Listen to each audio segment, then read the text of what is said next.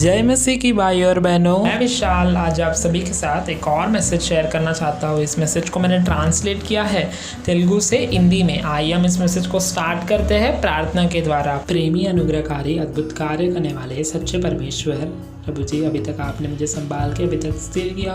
फिर प्रभु जी, हमारे प्रिय भाई बहनों के साथ प्रभु जी आपका वचन जो जीवित वचन है, उस वचन के अनुसार आप हमें प्रोत्साहित कीजिए और आपके वचन को समझने की भी शक्ति दीजिएगा। इस छोटे सी विनती की भेंट को उद्धार करता प्रभु यीशु मसीह के नाम पर चढ़ाता हूँ, आमीन। मुंबई में एक स्कूल है। उस स्कूल के प्रिंसिपल ने उस स्कूल में काम करने वाले 2 टीचर्स को बैंक जाके कैश विड्रॉ करने के लिए कहा।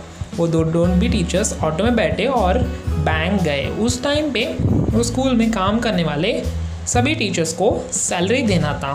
इन दोनों भी टीचर्स बैंक जाके कैश विड्रॉ किए और उस कैश को एक बैग में रखा और उस बैग को लेकर ऑटो में बैठकर फिर वो स्कूल के पास आ गए। जैसे वो स्कूल के पास उतरे और स्कूल के अंदर आने लगे, जैसे स्कूल के अंदर इंटर किए, प्रिंसिपल उन्हें पूछने लगता है, अरे तुम दोनों ने पैसे लाए कि नहीं। देन दोनों भी एक दूसरे को कहने लगते हैं, अरे तुमने बैग नहीं निकाला ऑटो से। दूसरा टीचर बोलता है, अरे तुम निकालने वाले थे ना, इसलिए मैंने नहीं निकाला। दोनों भी वो पैसों से भरा हुआ बैग को, वो कैश बैग को उसी ऑटो में छोड़कर आ जाते हैं। और वो प्रिंसिपल तो उनको साधारण रूप से छोड़ने वाला नहीं था, क्योंकि उन्होंने 10-20 रुपये नहीं पर लाखों रुपयों से भरा हुआ बैग को उस ऑटो में छोड़ दिया था। और वो प्रिंसिपल उन पर बहुत ज़्यादा चिल्लाने लगता है, अरे तुम्हें मैंने इतनी बड़ी रिस्पॉन्सिबिलिटी दी थी, तुम्हें कोई कंसर्न है कि नहीं, कोई चिंता है कि नहीं, करके उन पर बहुत ज़्यादा चिल्लाने लगता है। उसी टाइम पे वो ऑटो ड्राइवर, जिस ऑटो में दोनों भी टीचर्स आए थे, वो कैश बैग लेकर स्कूल में आता है और वो किसी को पूछता है, अरे तुमने पता है प्रिंसिपल का कैबिन कहाँ पर है। तो वो बोलता है, अरे इसी साइड में है। तो वो उसी अंदर चला जाता है, प्रिंसिपल के कैबिन के अंदर जाके बोलने लगता है, अरे सर शायद ये आप ही के स्कूल के 2 लोग थे जो यहीं पर उतरे थे और उन्होंने ये कैश बैग छोड़ दिया है, ये ले लीजिए सर, करके उन्हें देने लगता है। जैसे वो ये बात सुनता है प्रिंसिपल, वो सोच में पड़ जाता है, अरे हम किस ज़माने में हैं, क्योंकि आजकल के टाइम पे अगर किसी को इतने सारे पैसे मिल जाए तो वो कभी भी वापस तो आएगा नहीं, और अगर हम उससे पूछेंगे भी वो बोलेगा, अरे कौन सा बैग, मुझे तो कोई बैग नहीं दिखा, करके वो ऐसा आंसर दे सकता था। पर उसने ऐसा नहीं कहा, उसने उस कैश बैग को वापस देने आ गया। जिन पैसों को आने की कोई उम्मीद ही नहीं थी, उन पैसों को देखकर प्रिंसिपल बहुत आश्चर्य हुआ और उस व्यक्ति से पूछने लगा, अरे भाई जब तुम्हें इतने सारे पैसे मिले तो तुम इन्हें वापस देने क्यों आ गए। उस व्यक्ति ने क्या कहा आपको पता है, ध्यान से सुनिए।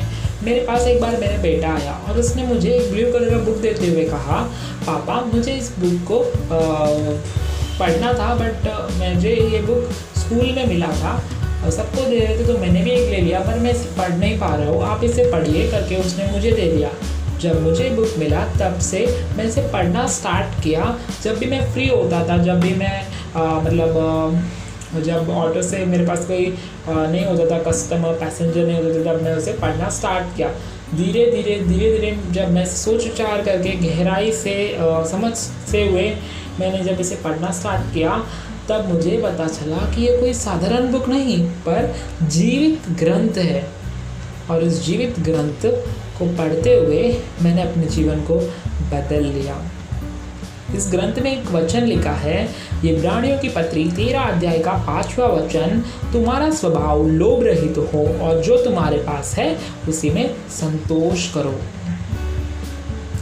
मैंने इस वचन को पढ़ने के बाद उसी वक्त मैंने ठान लिया था कि जो मेरा रहेगा, जो मेरे मेहनत का रहेगा, मैं सिर्फ उसी को चाहूँगा, मैं उसी को लूँगा और उससे ज़्यादा मैं कुछ भी मैं नहीं चाहूँगा, मैं उससे ज़्यादा किसी भी चीज़ पर उम्मीद नहीं करूँगा, करके मैंने उसी वक्त ठान लिया था। और जब मुझे मुझे बैग मिला पैसों से भरा हुआ, तभी लौटाने में आ गया। ये बात सुनकर जो प्रिंसिपल था उसके आंखों से आंसू आने लगे। और वो क्यों पता है, क्योंकि जब कुछ दिन पहले गिडियन संस्था के कुछ लोग स्कूल्स और हॉस्पिटल्स में न्यू टेस्टिमनी को बांट रहे थे, उसी तरह से इनके स्कूल में भी आकर वो लोग न्यू टेस्टिमनी बांट रहे थे। तो ये प्रिंसिपल उन पर बहुत ज़ोर से चिल्लाकर उन्हें भगा दिया और उन्हें कहा, अरे तुम लोग बाइबल बांटते हो, तुम लोग धर्म बदलते हो करके उनको बहुत ज़्यादा चिल्लाकर उनको उधर से भगा दिया। पर इसी प्रिंसिपल ने जब इनकी गवाही सुनी, इस ड्राइवर की गवाही सुनी, तो उनके आंखों से आंसू आने लगा और ये प्रिंसिपल जान गए कि बाइबल धर्म बदलता नहीं बल्कि बाइबल हमारे जीवनों को बदलता है, बाइबल हमारे चाल चलन को बदलता है, बाइबल हमारे बिहेवियर को बदलता है। तो ये भाइयों और बहनों, परमेश्वर के अति ऊंचे नाम की स्तुति हो, क्योंकि परमेश्वर का वचन क्या करता है? परमेश्वर का वचन हमारे जीवन को बदलता है।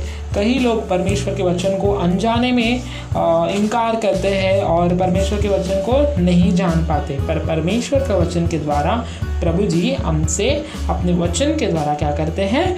बात करते हैं, हमें एनकरेज करते हैं, हमें प्रोत्साहित करते हैं। हमें हमारा परमेश्वर आंसर देने वाला, उत्तर देने वाला परमेश्वर है। लूका रचित सुसमाचार 21 अध्याय के 33 वचन में लिखा हुआ है, आकाश और पृथ्वी टल जाएंगे परंतु मेरा वचन कभी नहीं टलेगा। परमेश्वर का वचन कभी न टलने वाला, सदा काल तक बने रहने वाला परमेश्वर है। प्रभु यीशु मसीह सच्चे और विश्वास योग्य परमेश्वर है। उन्होंने मेरी भी सहायता की कि मैं आप सभी तक इस मैसेज को पहुंचा सकूं। आप सभी भी अपने प्रिय भाई बहनों के साथ, अपने फ्रेंड्स के साथ ज़रूर शेयर कीजिएगा, जिससे वो भी जान सके परमेश्वर का वचन कैसा वचन है? जीवित वचन है। थैंक यू सो मच, आप सभी ने मेरे इस वीडियो को पूरा देखा, सुना। Thank you so much. Praise the Lord. जय मसीह की।